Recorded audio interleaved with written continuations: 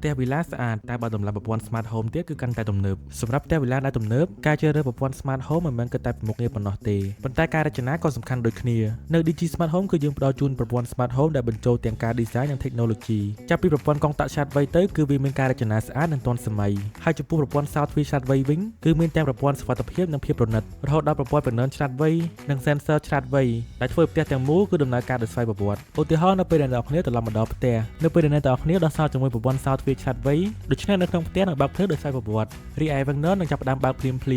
ម៉ាស៊ីនត្រជាក់ចាប់ផ្ដើមដំណើរការគ្រប់យ៉ាងទាំងអស់គឺធ្វើការជាមួយនឹងគ្នាដោយយើងមិនចាំបាច់បញ្ជាម្ដងមួយនោះទេជាពិសេសរាល់ឧបករណ៍ទាំងអស់គឺយើងអាចធ្វើការបញ្ជាតាមទូរស័ព្ទដៃហើយនឹងអាចបញ្ជាជាមួយសំឡេងរបស់យើងបានផងដែរ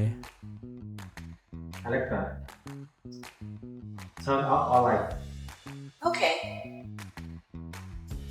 ហើយអ្វីដែលអតិថិជនរបស់យើងពេញចិត្តគឺយើងមានជម្រើសឧបករណ៍ជាច្រើនមិនថាទាំងពណ៌រូបរាងនិង model ផ្សេង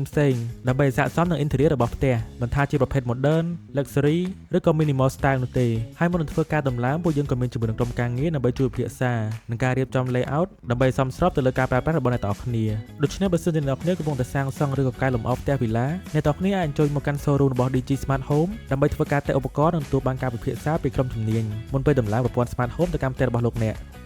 Digi Smart Home ធ្វើឲ្យផ្ទះរបស់លោកអ្នកឆ្លាតវៃ